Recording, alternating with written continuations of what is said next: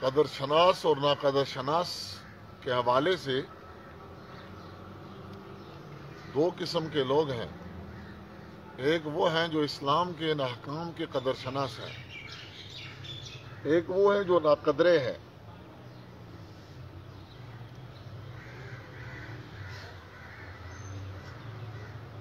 جو قدر شناس ہیں وہ 4 طرح کے ہیں، اور جو ناقدر شناس ہیں وہ 6 طرح کے ہیں. تو ہر ایک یہ دیکھے کہ میں ان چار کے اندر ہوں تو کس میں ہوں، اور اگر اللہ نہ کرے کہ ان 6 میں ہوں جو قدر ناشناس ہیں، تو میں ان 6 میں سے کون سا ہوں. کیونکہ خانقاہی نظام جو ہے نا، یہ کسی اور پر تبصرے کرنے کے لیے مجلس نہیں جمائی جاتی، یہ اپنے اندر جھانکا جاتا. میں کون ہوں، مجھے کیا کرنا ہے، میں کہاں کھڑا ہوں، میری اللہ پاک کی ذات کے ساتھ تعلق کی نوعیت کیا ہے.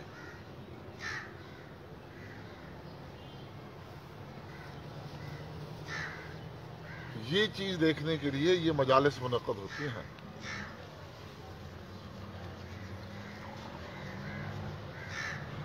اگر پورا ہفتہ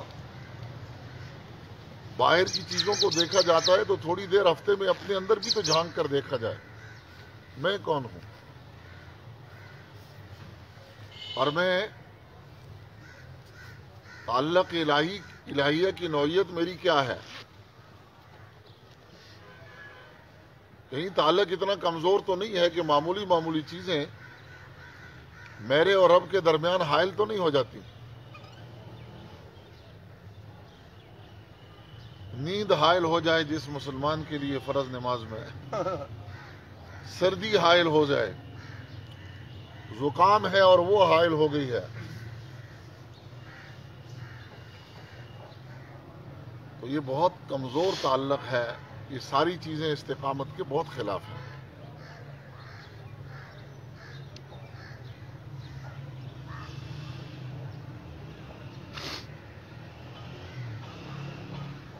تو اس لحاظ سے 4 قسم کے لوگ ہیں جو قدر شناس ہیں. مسلم ہے، مومن ہے، محب ہے، محبوب ہے. اور جو نافرمان ہیں وہ 6 قسم کے ہیں. کافر ہے، مشرک ہے،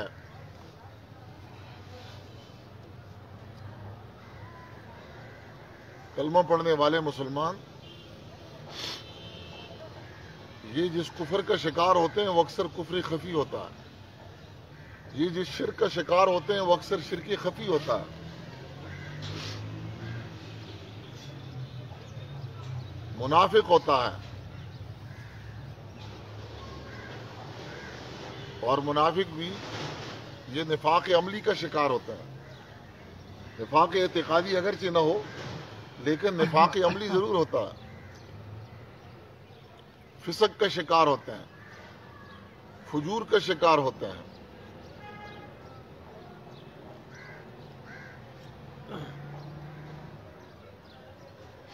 تو پہلی قسم کے نافرمان کو کافر کہا جاتا ہے.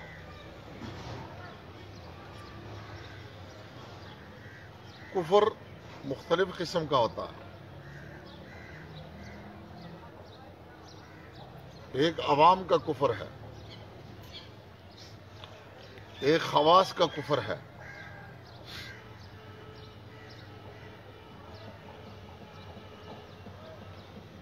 عوام کا کفر، اس کو کفر جہلی کہا جاتا ہے. عوام کا جو کفر ہے اس کو کفر جہلی کہا جاتا ہے. کفر جہلی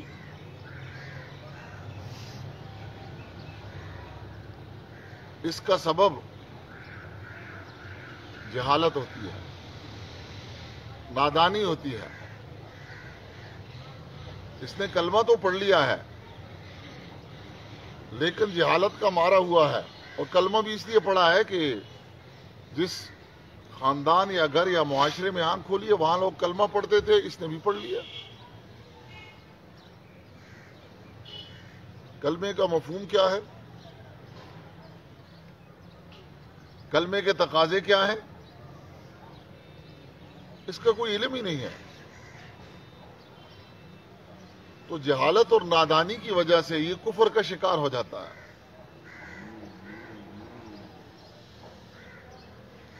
اور اس کا جو سبب ہے وہ اہل علم کے پاس نہ بیٹھنا ہے. تو کفر جہلی میں عمومی طور پر عوام گرفتار ہوتے ہیں.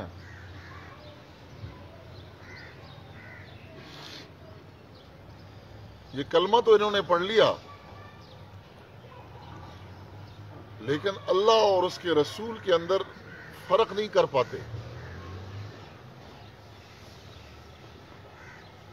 اللہ کون ہے، رسول کون ہے، اللہ کی صفات کیا ہے، رسول کی صفات کیا ہے. تو کبھی رسول کو خدائی صفات دے دیتے ہیں،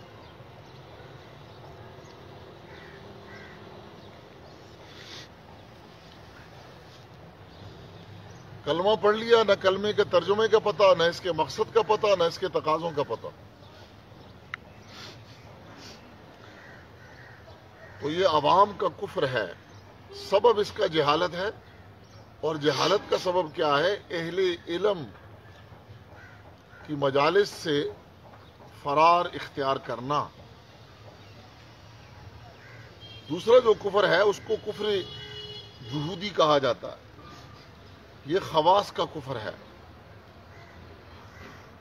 اور خواص سے مراد کون ہے؟ معاشرے کے اندر جو خاص لوگ ہیں، علم والے ہیں، مال والے ہیں، اقتدار و عہدے والے ہیں. تو کفر جہودی میں عمومی طور پر خواص مبتلا ہوتے ہیں.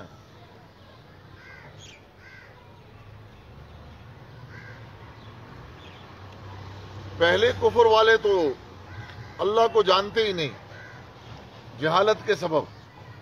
یہ دوسرے والے جانتے تو ہیں لیکن مانتے نہیں. وہ جانتے ہیں لیکن مانتے نہیں. تو کفر جہودی کا شکار ہو جاتے ہیں. اور اس نہ ماننے کا سبب کیا ہے؟ کہیں تکبر ہوتا ہے، کہیں مفادات ہوتے ہیں، کہیں تانے کا خوف ہوتا ہے، اور کہیں بغض اور عناد ہوتا ہے. یہ خواص کا کفر ہے. اس میں علم والے گرفتار ہوتے ہیں، اس میں مال والے گرفتار ہوتے ہیں، اور اس میں اقتدار والے گرفتار ہوتے ہیں. اس کا جو پہلا سبب ہے وہ تکبر ہے. اس کی مثال کفر فرعون سے دی جا سکتی ہے. فرعون جانتا تھا لیکن تکبر کی وجہ سے اقتدار کے اندر تھا، اور اقتدار میں اس کے پاس مال بھی تھا اور قوت بھی تھی، فوجیں بھی تھی. تو اس نے اللہ پاک کا انکار کر دیا. اور جب موسیٰ علیہ السلام نے اللہ پاک کی ذات کا تعارف کروایا تو اس نے انکار کر دیا تکبر کی وجہ سے.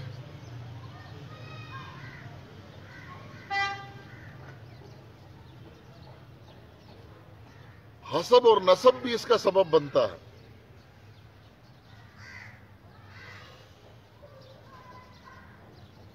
اس کی مثال فرعون کے ساتھ بھی دیکھیں. یہ جتنے جن کے نام آپ کو قرآن پاک کے اندر نظر آتے ہیں، تو ہم قرآن پاک کو کسی قصے کی کتاب کے عنوان سے ہی پڑھ لیتے ہیں. یہ کسی فرد کا قصہ بیان کر دیا گیا ہے اور میں نے پڑھ لیا ہے بس.